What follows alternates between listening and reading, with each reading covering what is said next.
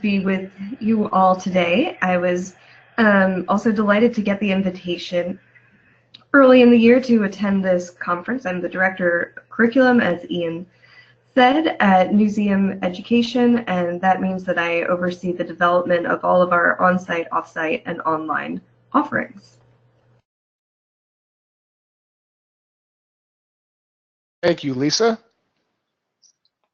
Hello, everyone. Hi, Ian. Great to talk with you again. So I'm Lisa Janicke Hinchliffe, a professor at the University Library at the University of Illinois at Urbana Champaign, where I'm the core information literacy services and instruction. So I spend a lot of time thinking about how we develop our instructional programs and support our teaching librarians and library staff and graduate students in working with our users and the campus curriculum as a whole to address issues related to information literacy. And of course, one of those these days, very much so, is critical thinking around news information and how information is produced in the environment. I was really honored to be one of the co-PIs on the project that we'll be talking about today. And I also am particularly interested in hearing people's feedback about what we might do next to continue this conversation and the work that we're doing. Pleasure. And Laura, I'm going to turn it over to you to not only introduce yourself, but also then to begin engaging the panel with the questions on the agenda for today's conversation. Great, thank you. Hello, everyone. My name is Laura Saunders. I'm an associate professor at Simmons University School of Library and Information Science. And along with Lisa, I was one of the co-PIs on the Know News project. So as a little bit of background, as a faculty member at Simmons, I have been teaching and researching largely in the areas of information literacy. And over the last couple of years, I got very interested in news literacy. And I had the opportunity to co-teach a couple of classes with some faculty from our School of Communications and became really interested in the ways in which I saw a lot of overlaps in terms of things that journalists were interested in and concerned about, and things that I was interested in and concerned about and knew were issues in the larger field of librarianship. So I was really interested in sort of exploring these connections, and that really was part of the impetus that led to the Know News Symposium. Although, of course, another part of that was just the sort of general interest in the topics of misinformation and disinformation as the term fake news really took off. So I reached out to Lisa and to a colleague of mine here at Simmons, Rachel Gans-Boriskin, and we submitted a proposal to IMLS to host the symposium that, as Ian already talked about, brought together 80 professionals and faculty members across the fields of librarianship, journalism, and some of the broader media, as well as some people from the tech sector and educators. And the goals behind the symposium were really, first and foremost, to try and start a conversation among all of these, what we were calling allied professionals, because we understood that all of us were concerned about the impact of mis and disinformation, and we also understood that across our fields, many people were taking steps to try and combat mis and disinformation and to find ways to educate people around it. But our sense was that we weren't necessarily working together on these projects. It seemed like in a lot of cases, we were somewhat siloed in our separate fields and professions.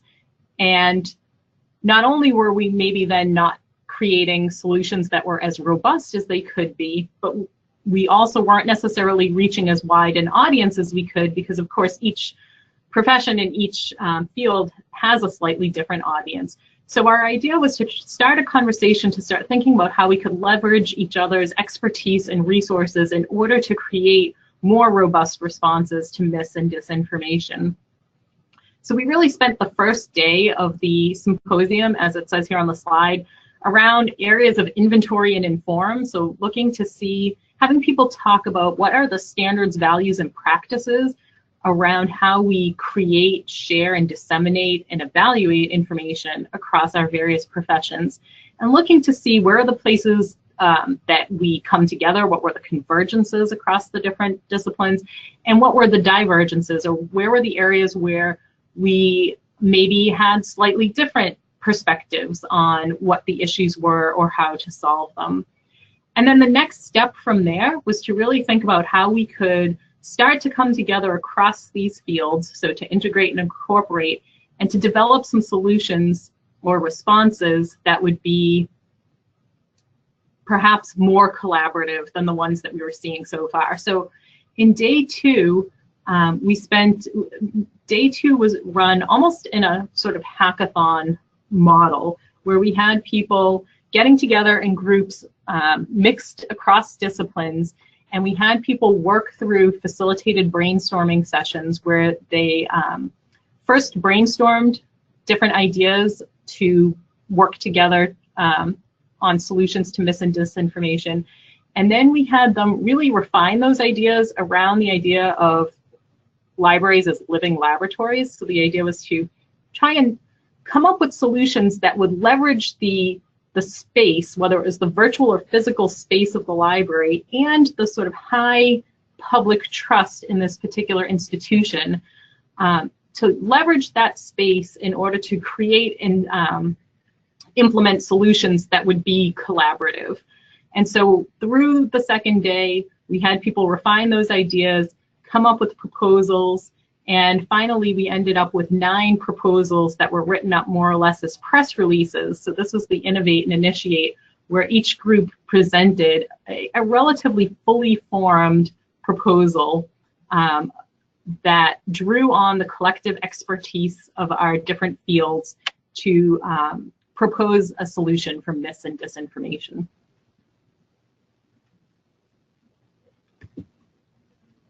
Thank you.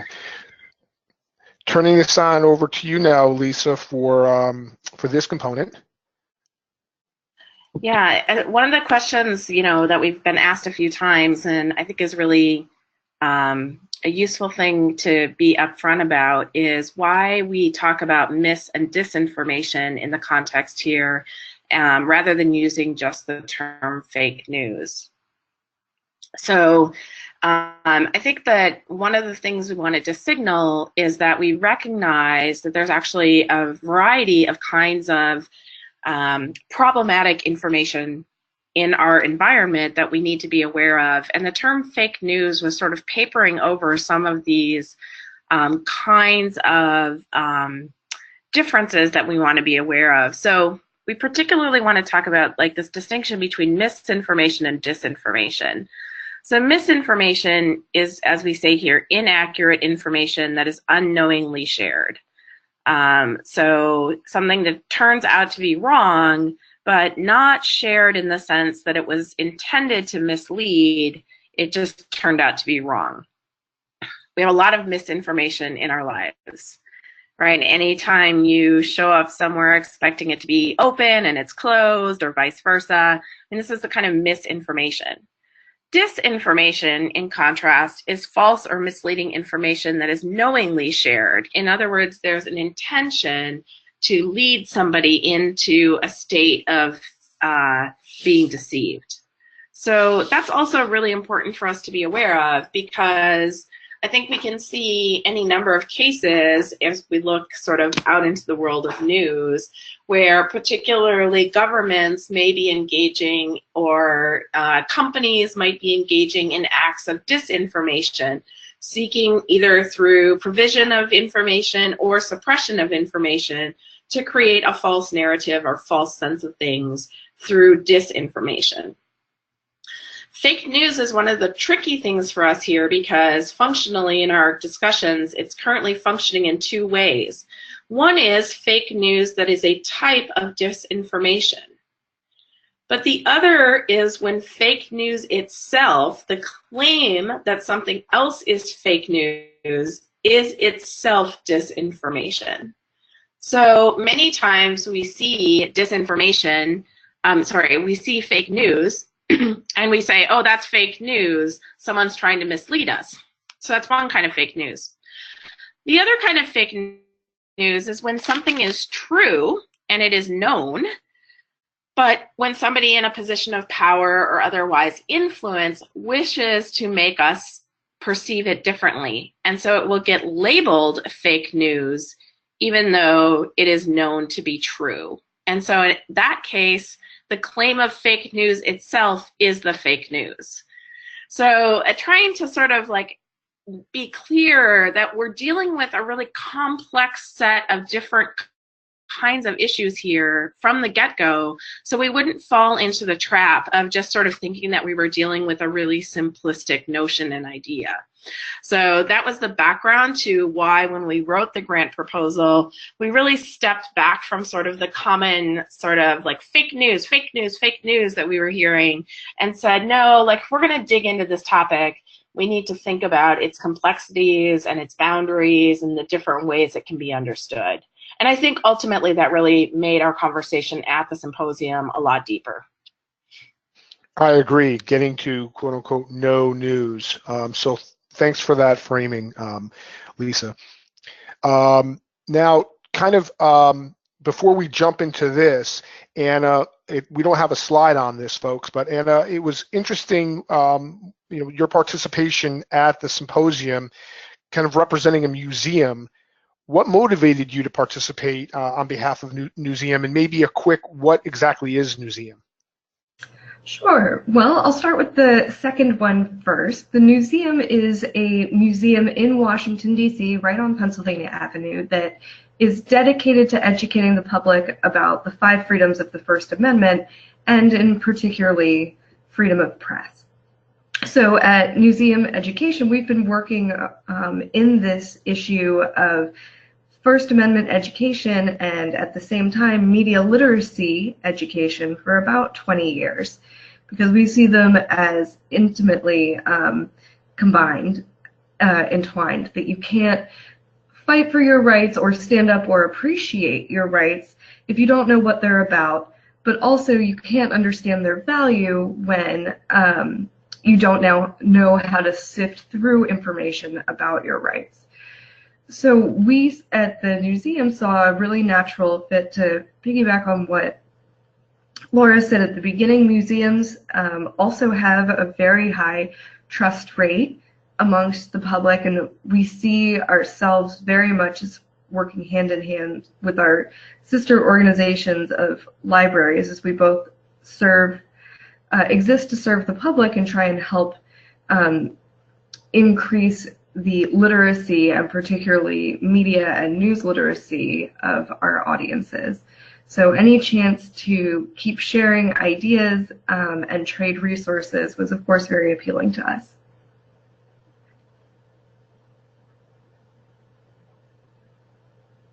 Did that get your question, Ian?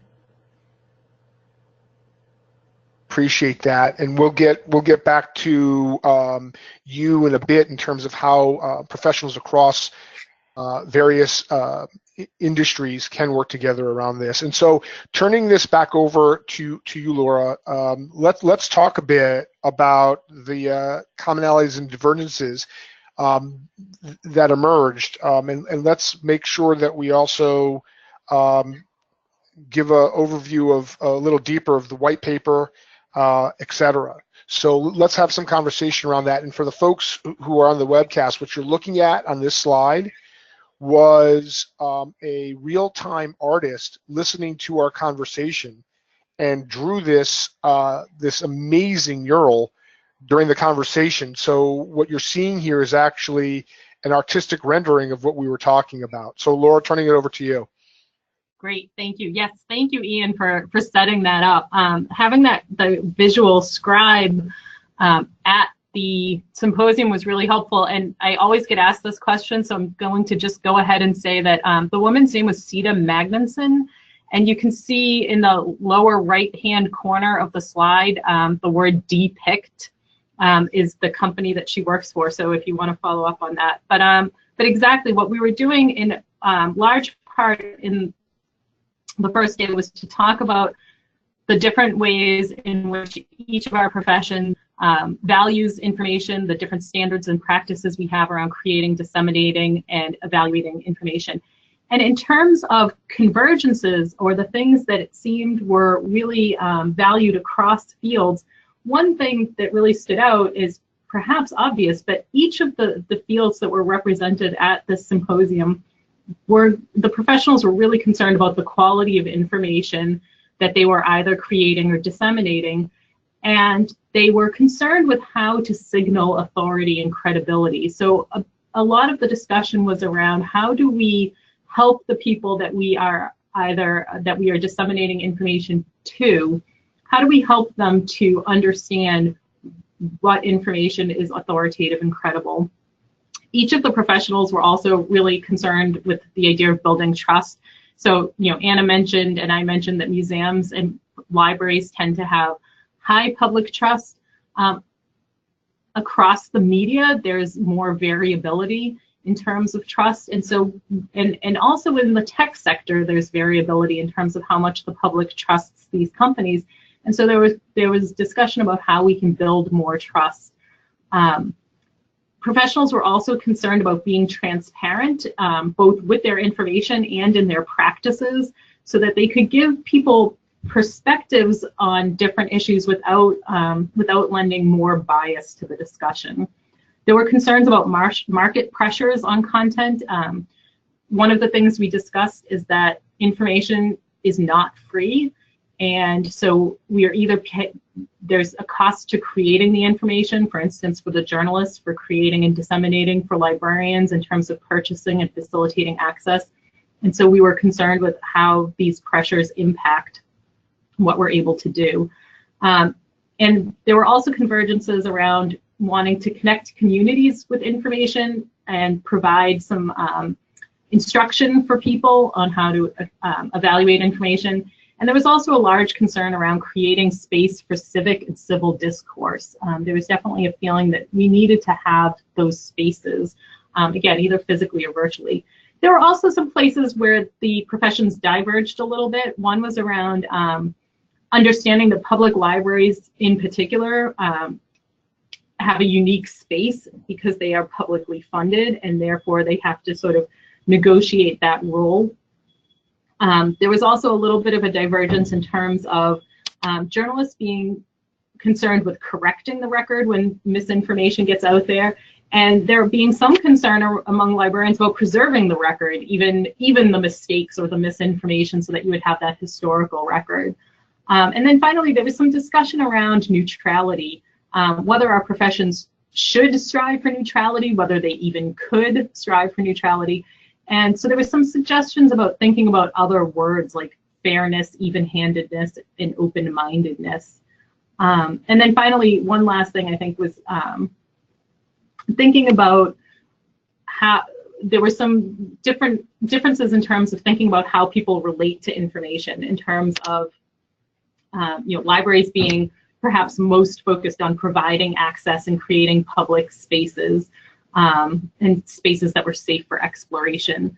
So all of this is captured to some extent in the white paper, which is available on the Know News website. And also captured in the white paper were the proposals that we came up with, or that the participants in the symposium came up with.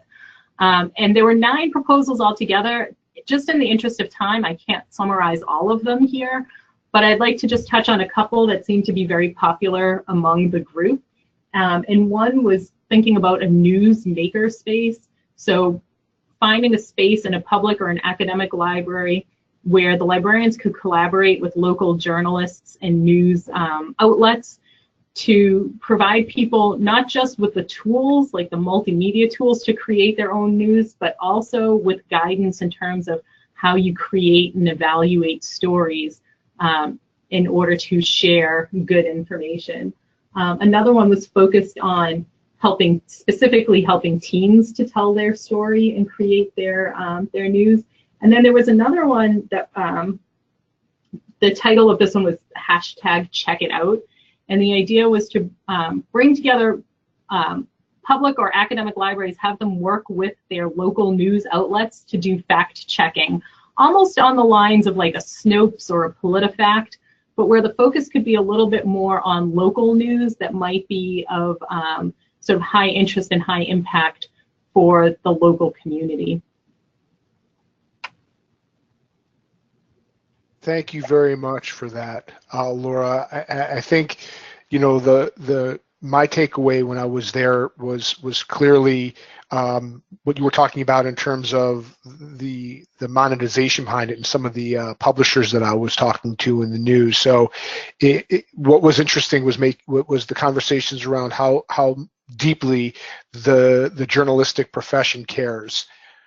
All right, so turning back to you, Anna, the symposium seemed to focus on more local and human issues rather than technical and universal issues. From your perspective, why do you think that was? Well, I think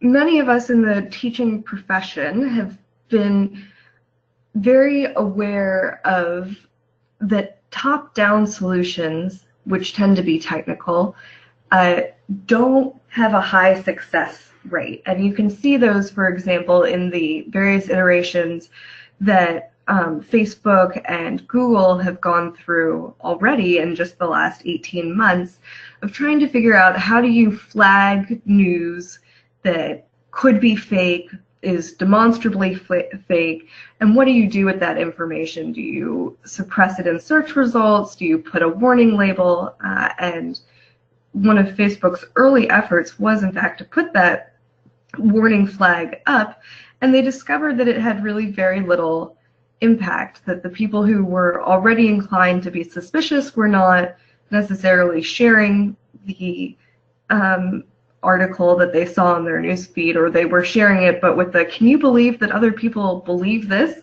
commentary, and the ones who were inclined to believe the information to begin with were not affected by an algorithm or a rating system telling them that they should think otherwise. So we at the museum saw this as an indicator that teaching critical thinking skills and media literacy skills provides the one reliable path forward to ensuring that people make wise decisions, thoughtful decisions, and engage thoughtfully with their news when they're empowered to ask the questions themselves, and when they feel that they have control over the information they're receiving, and they choose to believe in whole or part, and that's much more effective. And I think that really surfaced in the solutions that Lisa and Laura and I all saw, that people were interested in working on those face-to-face human connections and teaching moments, and looking for ways to leverage the expertise of librarians and journalists and other allied professionals, because that ends up sticking, that there's a trust in those human relationships and those face-to-face conversations that is very hard to replicate through a universal technical solution. And that is, thank you for that, and that's certainly the value, from at least my perspective, of librarians. To be sure, that personal trust factor it resonates almost in any survey that folks take about the value of librarianship. So thank you for that. Turning back to you, Lisa. Here's the question presented. Have there been discussions around how to tackle the global reach of social platforms that dominate search and sharing? What were those takeaways from the symposium that you heard? So I think, so first of all, I think the biggest discussion we had was just the really coming to recognize the degree to which the global social platforms themselves are, the primary mechanism for which this information and disinformation is shared.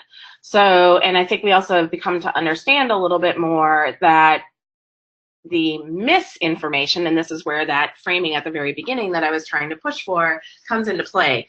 So a lot of times what's happening, it appears from what we can now understand, and I think this has become even more clear since we had the symposium, is you have people or organizations that are introducing disinformation into the social media platforms.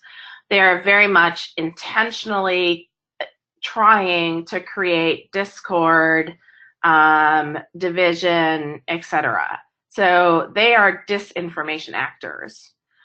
That information is then coming into a system in which people are engaging in that system as regular citizens and the like. And the platforms themselves tend to push this kind of information to us because it tends to be created in such a way to encourage that. But it then encounters individuals for whom that information plays into some sort of worldview, and that information is then shared.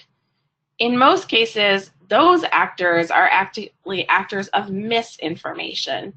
These are people who believe that what they are sharing is correct and accurate. They are not trying to deceive. They are trying to share the correct way of the world. So we have, if you will, a laundering of disinformation into misinformation. Regardless, though, of that analysis, what we have is clearly a massive global problem. In that, unlike other areas where information is shared and is regulated and audited and the like as media, our social platforms are not treated as media in the regulatory process. So you've got a whole lot of background there to why, I think when we start having these discussions, unless the social media platforms themselves were to take on a self-regulatory approach, it seems unlikely that they will use strategies that would actually work in this area, because those strategies would be counter to their financial interests as social media platforms. And so you quickly become into the space of discussions about, regulation of these platforms as if they are media companies, and how advertising is audited on these platforms. So I think there's a lot of discussion in this area.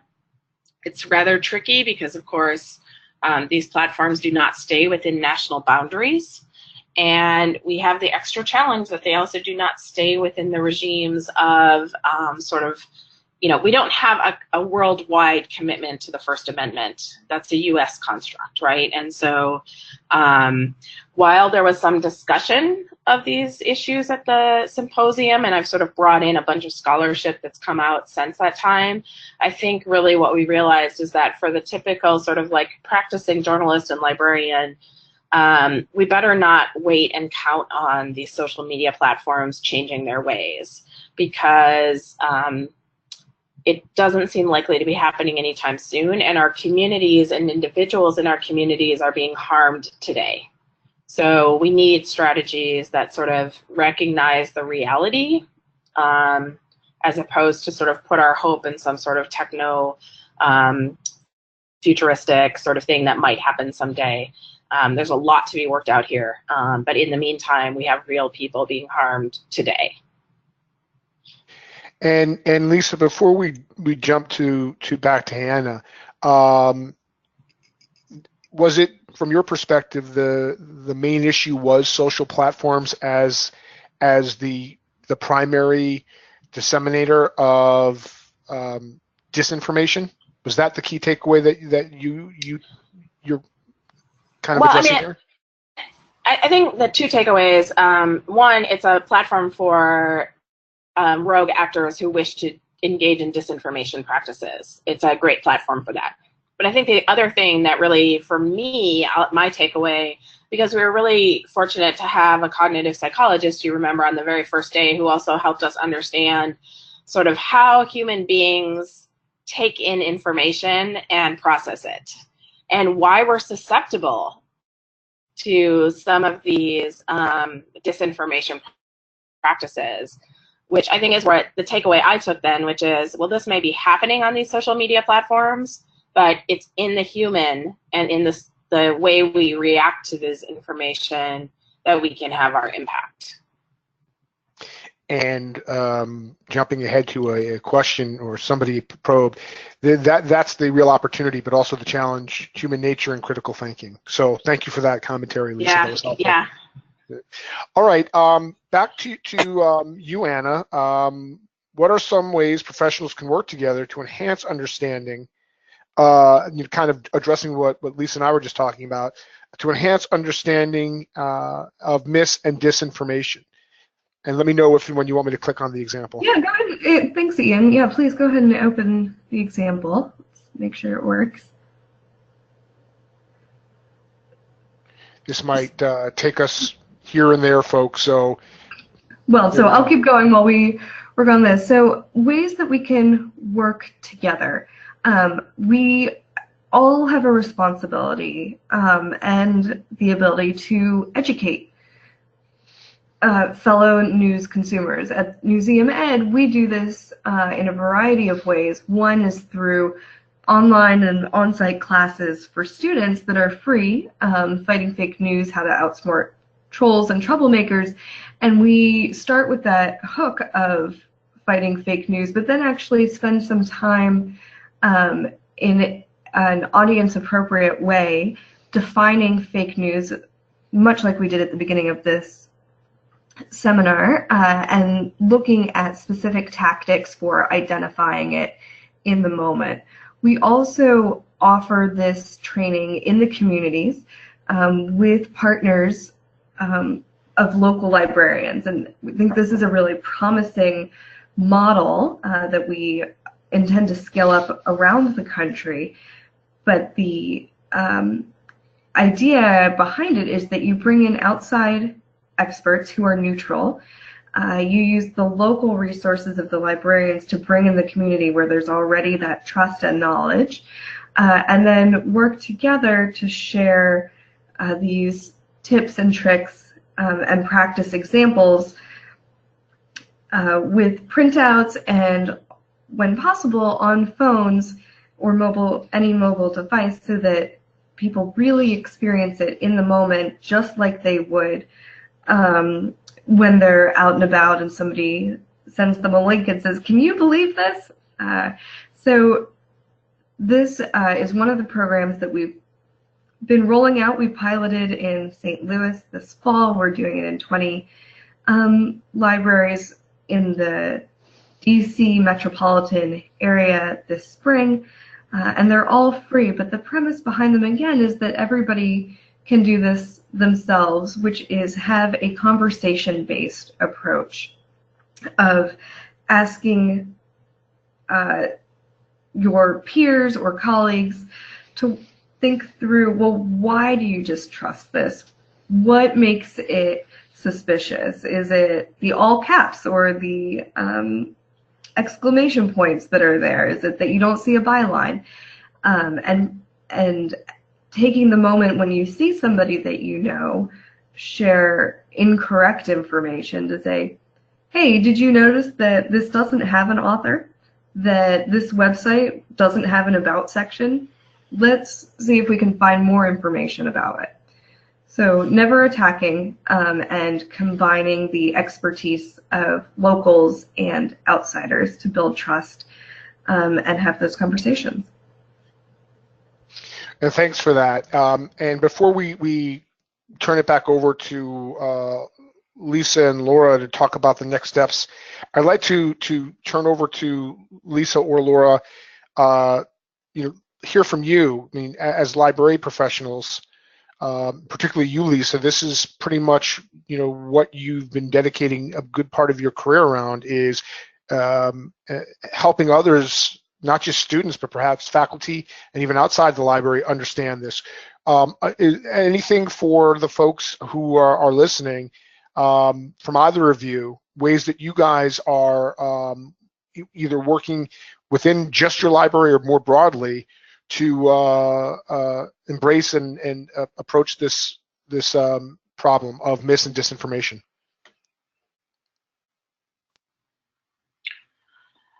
So, I think almost every academic library that I know of has long been, addressing many of these issues. And, I would say also from the fake news, disinformation, et cetera, in our current social and political climate is really sort of very present to us, if you will. But the reality is we've been teaching people and engaging on the issues related to how do you know what's a credible source of information. I mean, why do we trust those journal articles either, right?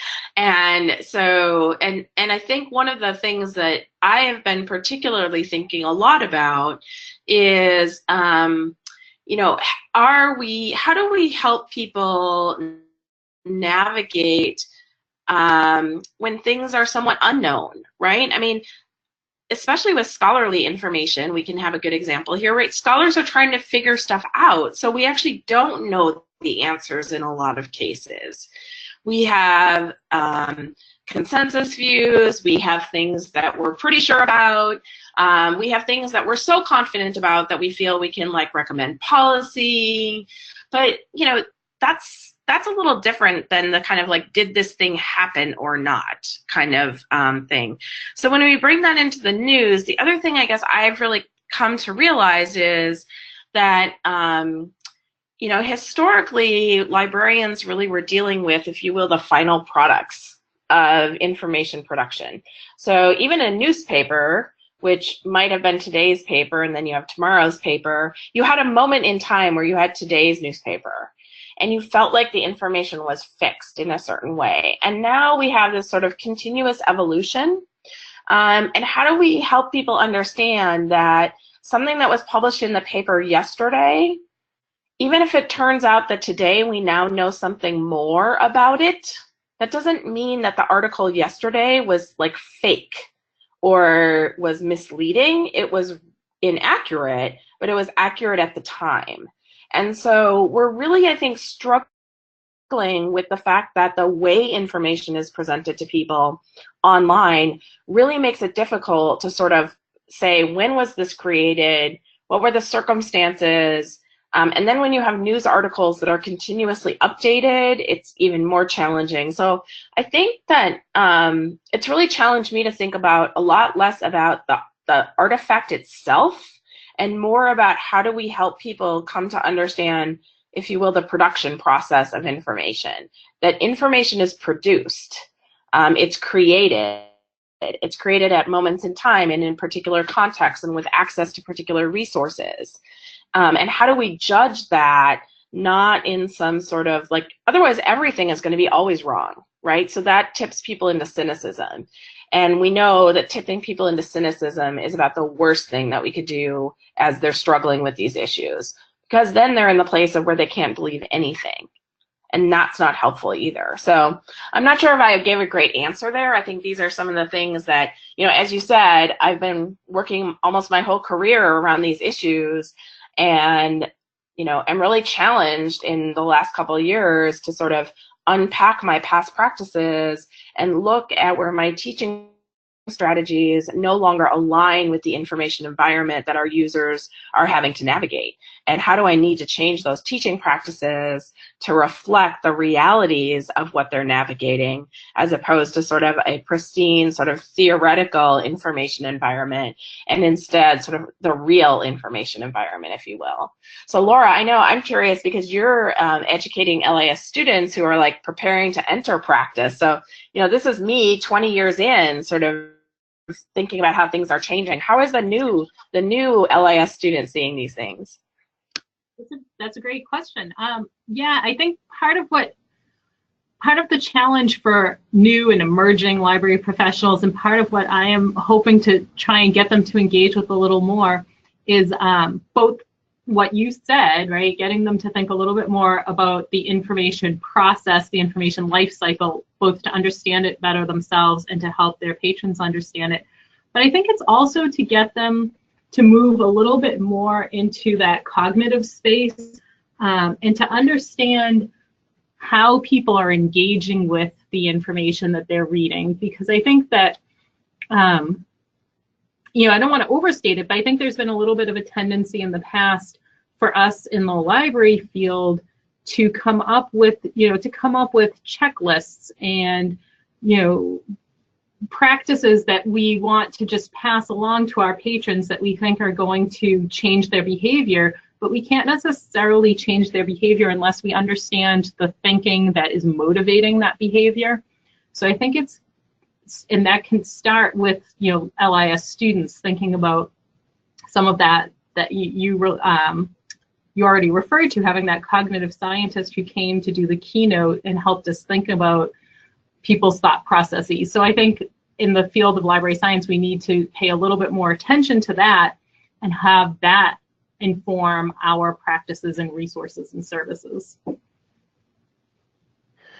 Thank you guys for that. I didn't mean to take us off topic, but I figured that was a relevant sidebar to our conversations. So apologies for my computer freeze there on you, Anna, before. Sorry about that. So now as we're kind of closing down, so to speak, back to you, Laura and Lisa. What are our next steps after the symposium? What did we discuss, and how can we keep the momentum going? Let's talk about that for a while, because the folks on the line here, hopefully we'll get some momentum and have you guys join the conversation in a more meaningful way as well. Yeah, and in fact, I'm going to do this really quickly because I would definitely like to make sure there's time for discussion. In terms of next steps, as I already mentioned, we did create a white paper that documents the entire conversation and all of the ideas and discussion that came out of the symposium. And I know that the people at Credo have made a copy of that white paper available, or a link to the white paper available. So what we would like to do now is really just to continue to engage and to open the conversation up to more people, so that we're integrating more, again, those cognitive scientists, the K through 12 educators, just trying to get more voices into the conversation. We did have some students who attended the symposium, and they have actually been engaging in projects that came out of the symposium, so creating websites and in fact a web-based game about evaluating information. And I think the next really big step is that we'd really like to find some ways to initiate some deeper collaborations. And I think one of the things that Lisa and I recognized after the symposium is that there are lots of people who actually are already doing some great collaborations, and I think the museum is a great example of that, but they still seem to be somewhat pocketed. And our sense is that there are a lot of people who would like to collaborate and are perhaps running into barriers. So we have submitted another grant to IMLS that, if funded, would allow us to do some case studies and some other participatory research to try and identify the barriers to collaboration and the success factors for collaboration across these allied professions that we've been discussing, so that we could come up with both a framework for more collaboration across the fields and a curriculum that would work at both the professional development level, so to help practitioners create more collaborative solutions, and also at the LIS program level to get our students thinking in more collaborative directions. Thank you. Lisa, did you want to talk at all about, talk at all about the Illinois Reading Study Group? Sure. I mean, it's just another example that it's so great to see our participants continue to, build on this. So 2 of the people who attended from my own institution, one from LIS Education, one from Journalism Education, created a reading group at my own institution this semester. I did not lead it. I've just been sort of an observer from the side, with a group of people sort of also trying to scope out some research in this area, particularly related to community informatics. So I just think this is for me, what's heartening about this is people didn't wait to hear that there was like an official next step, but they, the student projects, this faculty group, people took it and started to make something of it, which I think in particular, when we look at what an IMLS grant like this is supposed to do, it really shows that the symposium was effective in that way, and also really timely for the issues that people are wanting to work on and needing to work on for their communities. Well, there was no doubt it was extremely timely. And through looking at the closing comments, you see engagement, incentivize engagement, generate enthusiasm for critical thinking and learning, community engagement at the core, And so I'm mentioning these because that leads into while we get into and let now our attendees start asking questions, just to start this conversation off, this is to whoever wants to answer, Lisa, Anna, Laura. How can librarians and allied professionals enhance access to accurate information while also facilitating the development of information and media literacy skills generally? I mean, the reason why I pointed out those closing comments is I think that there might be some nuggets to the best approaches around engagement and enthusiasm around those core skills such as information literacy and critical thinking and so on. So turning it over to any one of you to answer that question.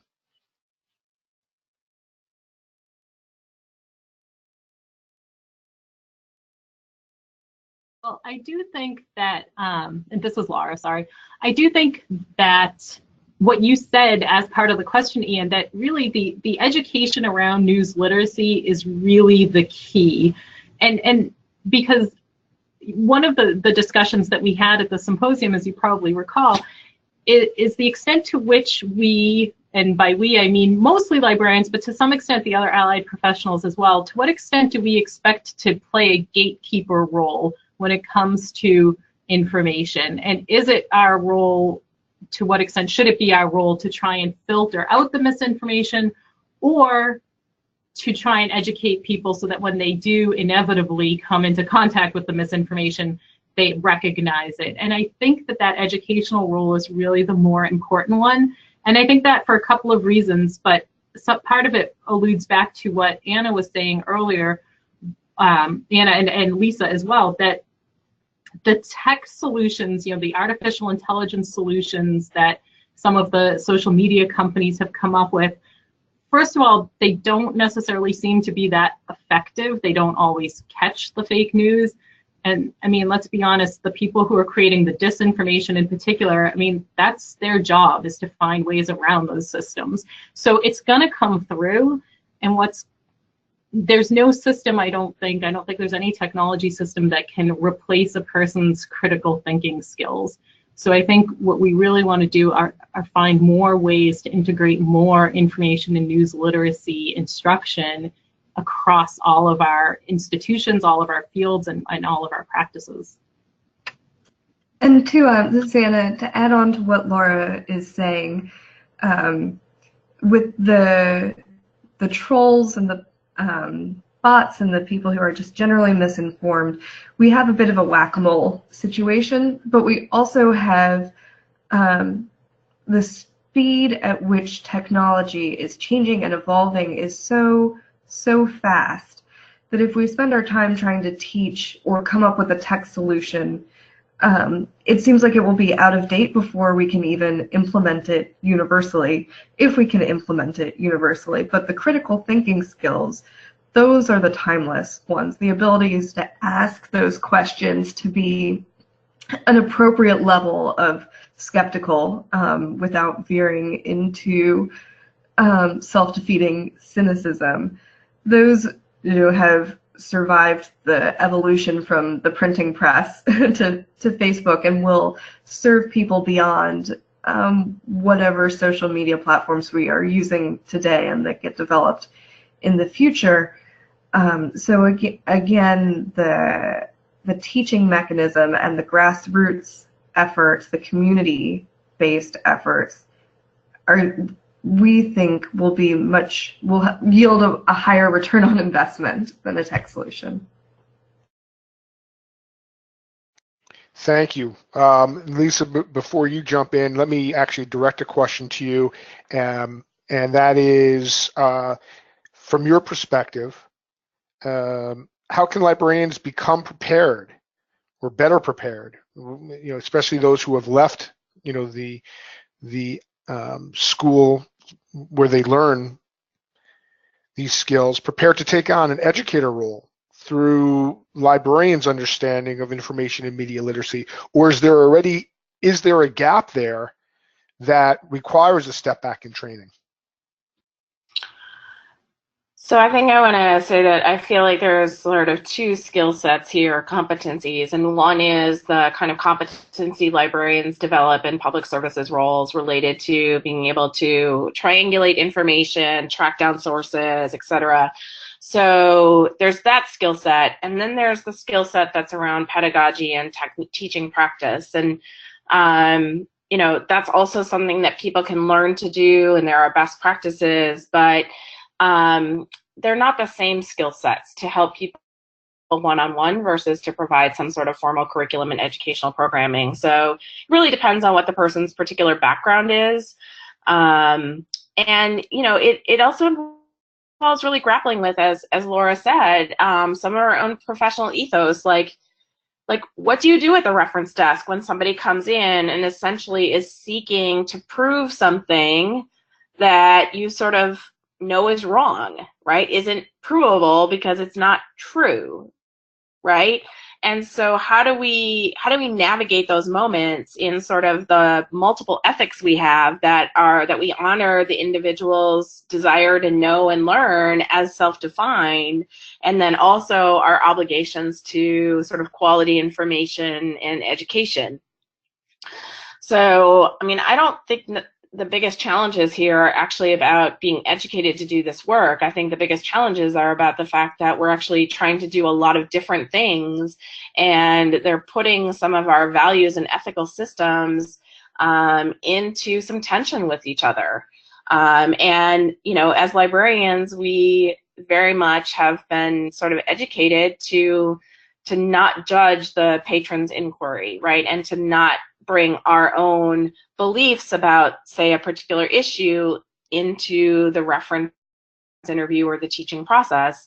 And yet here we are now talking about bringing some of our beliefs into the teaching process. So I don't think it's a matter of going and getting education on these things. I think it's probably more a matter of critically reflective practice, being very thoughtful and aware about what we're doing, and hopefully either in our own places of work or in a larger community, having a group of people that we can reflect on these things with, so that we can sort of make intentional, conscious choices about how we're approaching these issues that are defensible and sort of in line with our broader training and professional practice. This whole correct the record, preserve the record thing right there, librarians have both of those tensions too. So there's a lot going on, and, definitely a challenge for, I think, a lot of librarians in this area, including, I think, every single one of us. Librarians are human too, it turns out. So we are also susceptible to those same cognitive biases that was talked about by our psychologist who came and talked to our symposium. So we too can be misled, and how do we navigate that for ourselves is another issue. Anna, did you want to add anything to that? No, I think that was very thorough. And I think, from Credo's vantage point and working as a vendor with a number of libraries and librarians, to your point, Lisa, there's only so much a librarian can do, and I think that that's part of the broader challenge here, is that to what extent do not only faculty but parents, peer groups, really think about this issue in a very deep and meaningful way. And because it's all we hear about now, and it's impacting, as we know, Lisa, from the studies that we've done, it's also impacting students' ability to evolve to becoming deeper thinkers, and thus having more of an impactful role in society, not just getting A's in history or whatever the case may be. So as we're winding down, this is a question from, we want to make sure that, and this is a soft one for you, Laura. Could you just tell everybody slowly the artist from Depict again? And some people want to know. You might have drummed up some business for them.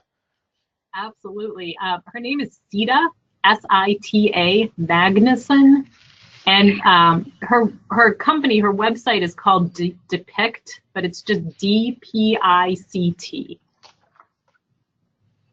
Thank you. Thank you.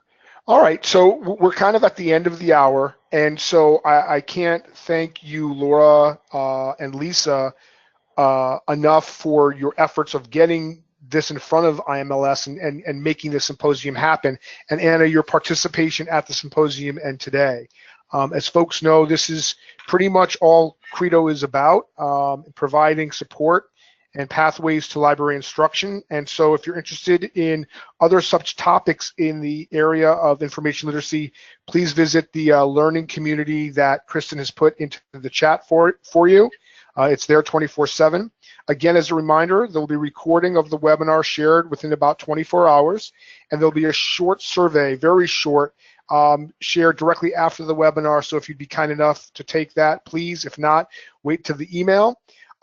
We certainly look forward to seeing you at our next sessions in which we tackle other challenges and issues relating to foundational skills such as information literacy and critical thinking. And on behalf of everyone at Credo and the panelists today, wish you all very happy holidays, safe holidays, and all the very best, happy, healthy New Year. Thank you so much for joining us today.